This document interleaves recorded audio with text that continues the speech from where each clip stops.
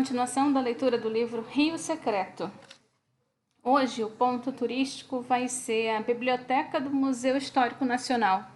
Fica na Praça Marechal Câmara sem número, no centro. Uma biblioteca esquecida. Raros visitantes do Museu Histórico Nacional sabem da existência dessa biblioteca.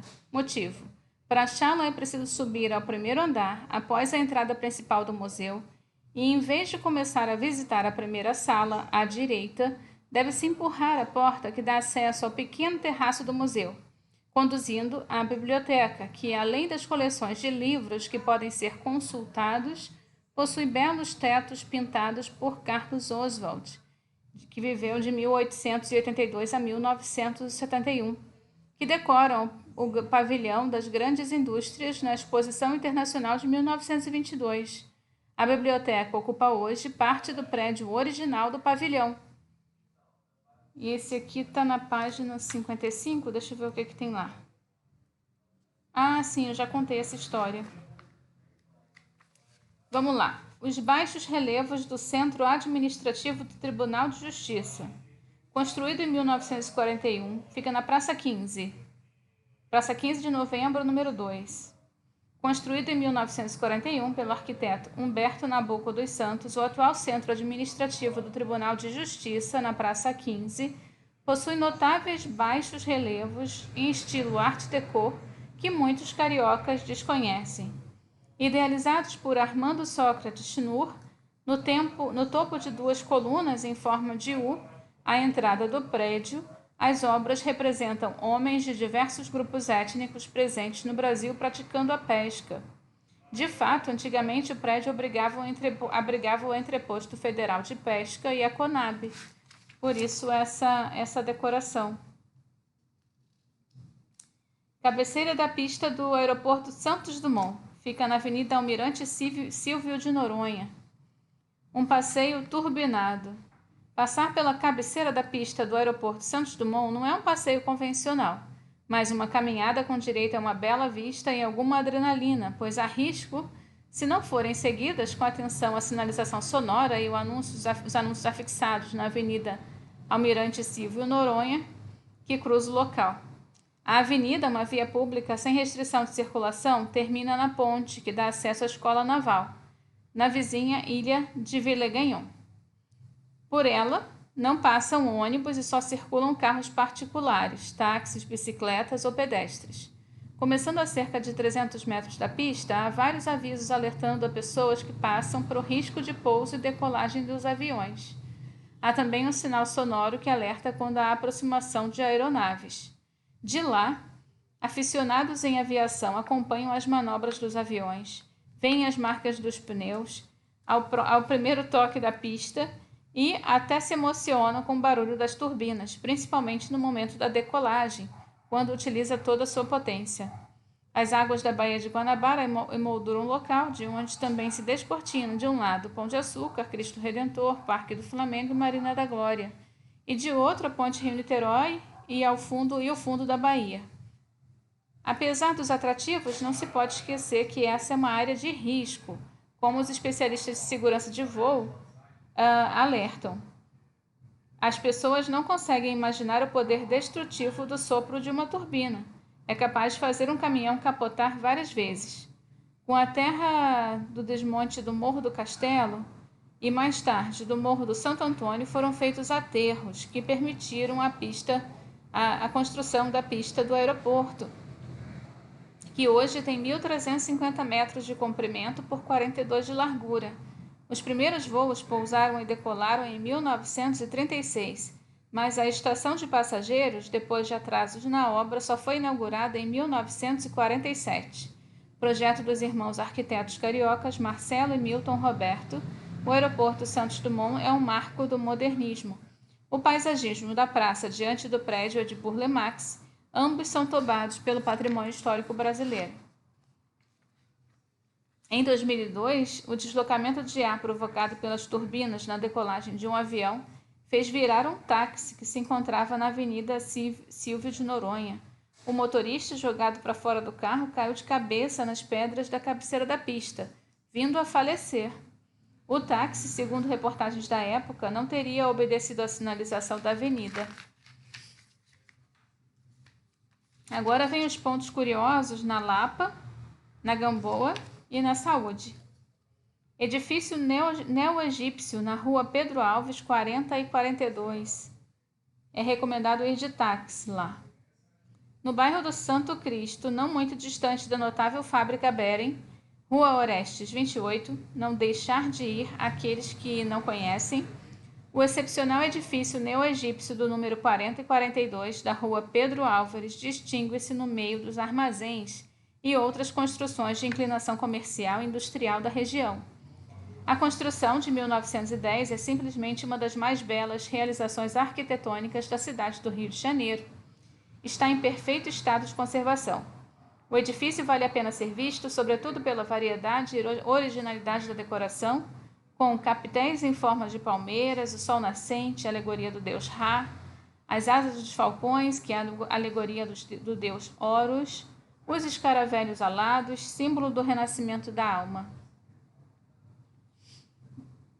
E existe um outro edifício no estilo neo-egípcio no centro do Rio, esse a gente já leu.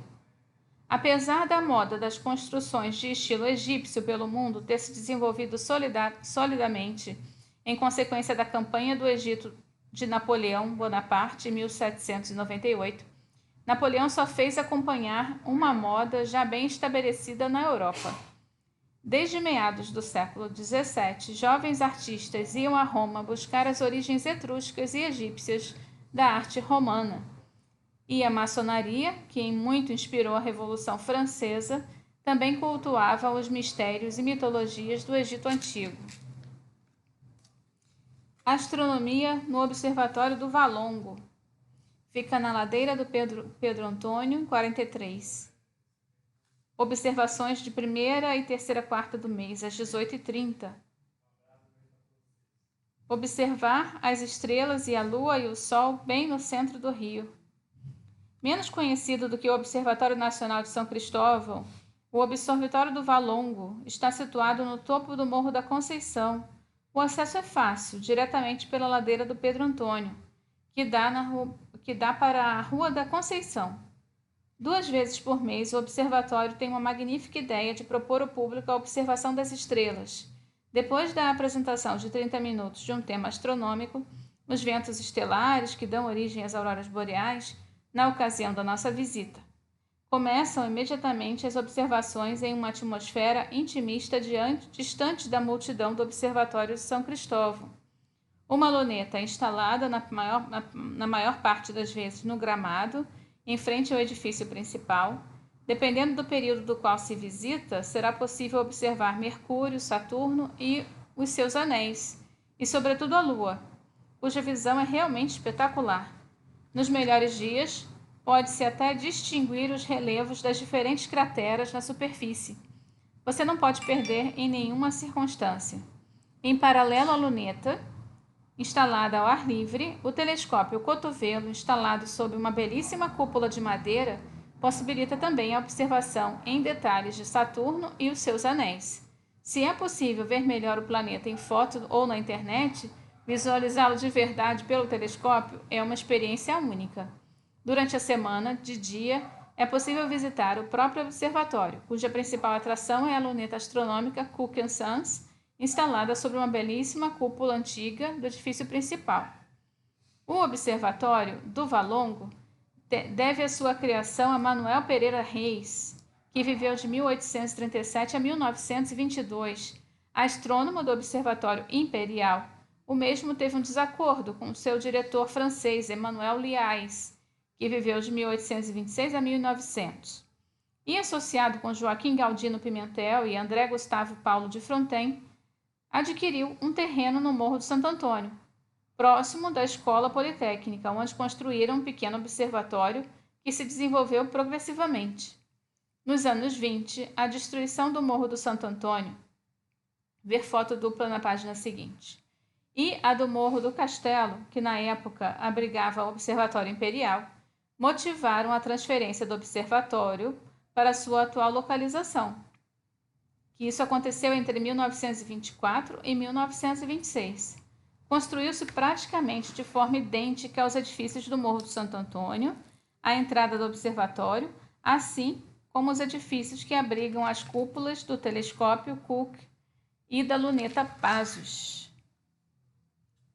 Museu Histórico e Diplomático do Palácio do Itamaraty fica na Avenida Marechal Floriano, 196, no centro. Uma pequena joia esquecida. Unicamente agendado, ver acima, tem que ver as instruções no site. Aqui tem os telefones também, mas acho que não vem ao caso. Melhor procurar pelo site, pelo Museu Histórico e Diplomático do Palácio do Itamaraty. É a antiga sede do Ministério das Relações Exteriores, que é sediada entre 1899 e 1970. Além das coleções, quadros, móveis, decorações e objetos ligados à história da diplomacia brasileira, a visita possibilita a descoberta de espaços notáveis onde se situa o museu. O Salão Indiano e o seu magnífico papel de parede no estilo nativista, infelizmente em mau estado de conservação, assim como o Salão de Baile e o antigo escritório do Barão do Rio Branco, ministro das Relações Exteriores entre 1902 e 1912. O mesmo teve um papel fundamental na vida política brasileira. Foi ele, em especial, que, graças à sua habilidade, resolveu os conflitos fronteiriços com a Argentina, a França, fronteira com a Guiana Francesa e, sobretudo, a Bolívia. Em 1903, ele negociou a incorporação do estado do Acre boliviano ao Brasil. A capital do Rio Branco, do estado do Acre, lhe deve o seu nome. A visita do museu permite o acesso a um terraço que dá para uma linda vista da biblioteca histórica do palácio, assim como para um jardim e suas palmeiras imperiais. O palácio deve a sua existência a Francisco José da Rocha, que viveu entre 1806 e 1883, conde do Itamaraty, um rico comerciante de café e de pedras preciosas, que contratou José Maria Jacinto Rebelo, discípulo de Grandjean de Montigny, para construir o palácio em 1854. Em 1889, a casa foi vendida à República do Brasil, que de lá fez a sede da presidência antes de instalar o Ministério das Relações Exteriores. A Biblioteca Histórica. Com a inauguração da Avenida Presidente Vargas, foi decidido construir um novo edifício para a biblioteca, concebida entre 1927 e 1930 pelos arquitetos Robert Prentice, escocês, também autor da estação ferroviária Leopoldina, e Anton Floderer, austríaco, também autor do elevador Lacerda, em Salvador, na Bahia. Não se negou nada, importaram-se janelas da Inglaterra, portas de bronze da Alemanha, ventilação artificial e uma máquina de desinfetar o papel. E dos Estados Unidos, o solo de linóleo e o refrigerador de água potável. Atenção, não se pode visitar automaticamente a biblioteca depois do museu. É preciso fazer o mesmo processo, ou seja, agendar a visita.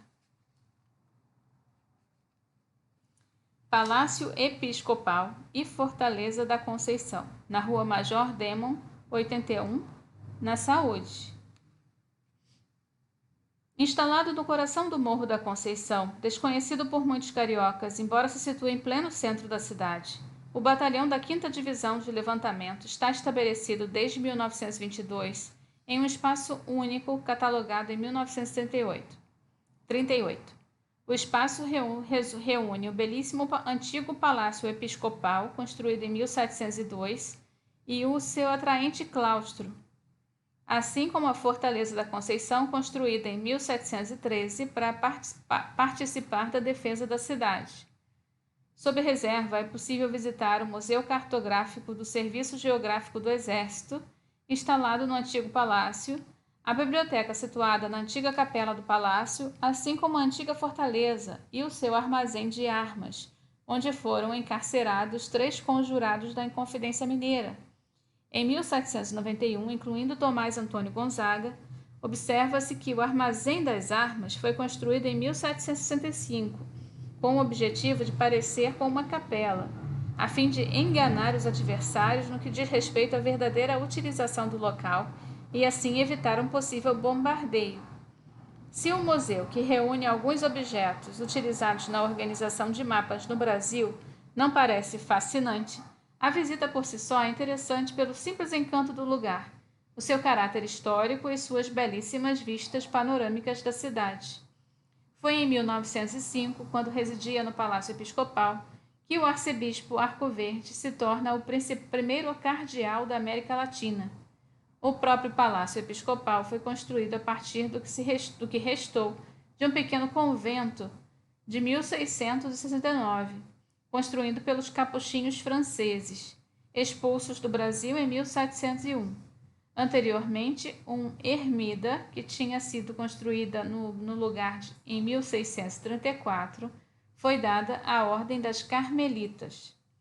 É no momento da construção da nova residência oficial dos bispos do Rio de Janeiro, em 1918, na Glória, Palácio São Joaquim, que o Palácio Episcopal da Conceição, desocupado até então, foi comprado pelo Exército, isso em 1923. A Inconfidência Mineira ou Conjuração Mineira foi uma revolta contra os colonizadores portugueses abortada em 1789 em Minas Gerais. Foi dirigida por Tiradentes, denunciado e capturado no Rio de Janeiro em 10 de maio de 1789.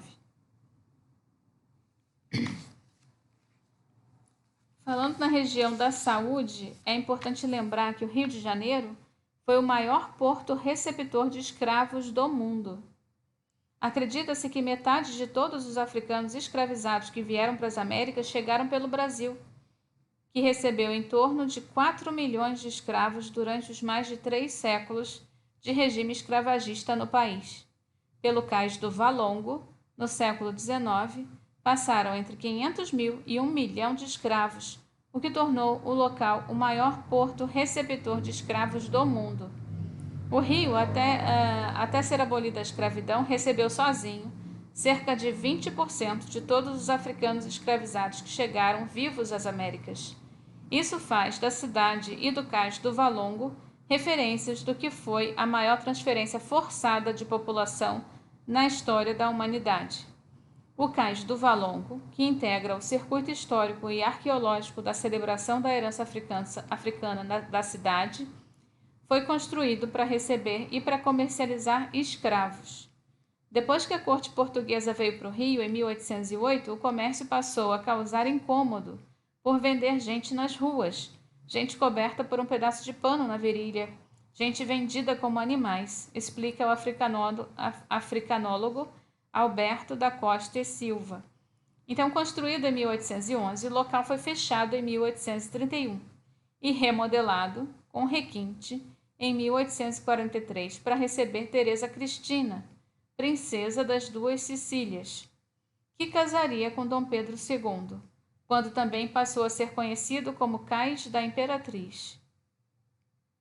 Em 1911, como parte das reformas da cidade, foi aterrado, mas nas escavações para a renovação da área do porto, que aconteceu entre 2011 e 2012, foram encontrados fragmentos de quando o cais esteve em atividade. Encontramos uma vasta cultura material das classes dominantes e dos africanos escravizados. Essa área ficou impregnada por uma negritude e ficou conhecida como a Pequena África, nome cunhado pelo sambista e compositor Heitor dos Prazeres, disse a arqueóloga Tânia Andrade Lima. Também integram o circuito da celebração da herança africana o Jardim Suspenso do Valongo, concebido no início do século XX para apagar as marcas da escravidão, estabelecido na costa oeste do Morro da Conceição, na Rua do Camerino. Tem o Largo do Depósito, atual Praça dos Estivadores, na entrada da Rua Barão de São Félix. Tem a Pedra do Sal, na Rua Argemiro Bulcão, ao pé do Morro da Conceição, um verdadeiro monumento de tradições histórico-religiosas onde são realizadas rodas de samba todas as semanas. Tem o Centro Cultural José Bonifácio, na Rua Pedro Ernesto 80, espaço de divulgação e expansão da cultura negra, localizado num prédio totalmente restaurado inaugurado em 1876 por Dom Pedro II como a primeira escola pública da América Latina. E o Cemitério dos Pretos Novos, que fica na Rua Pedro Ernesto 36, descoberto ao acaso em 1996, com os restos mortais de negros vindos da África que morriam antes de ser comercializados. E foi assim, era osso de gente. Em 1996, Mercedes Guimarães, diretora do Instituto dos Pretos Novos, encontrou um verdadeiro sítio arqueológico enterrado em sua residência. A casa precisava de obras, e no primeiro dia o pedreiro chegou e disse que os antigos proprietários deveriam ter muitos cachorros, porque o chão estava cheio de ossos. Eu peguei uma arcada e vi que não era de cachorro, era de gente. Então veio a prefeitura com arqueólogos e eles decidiram que aqui seria o Cemitério dos Pretos Novos. Para inglês ver, em 1831, o Cais do Valongo foi fechado após a proibição do tráfico transatlântico por pressão da Inglaterra. A norma foi solenemente ignorada e recebeu a denominação irônica da Lei para inglês ver, expressão usada até hoje para indicar algo que só existe para manter as aparências, sem que ocorra de fato. Com a assinatura da Lei Eusébio de Queiroz, em 1850, pôs-se fim verdadeiramente ao tráfico por Brasil, embora a última remessa conhecida date de 1872 e a escravidão tenha persistido até a sua abolição em 1888. O Cais do Valongo foi declarado Patrimônio Nacional em novembro de 2013, quando a Unesco considerou o local parte da chamada Rota do Escravo, projeto criado pela instituição em 2006 para destacar o patrimônio material e imaterial relacionado ao tráfico de escravos no mundo. Em 2016, o Centro do Patrimônio Mundial da Unesco aceitou a candidatura do Cais do Valongo como Patrimônio da Humanidade.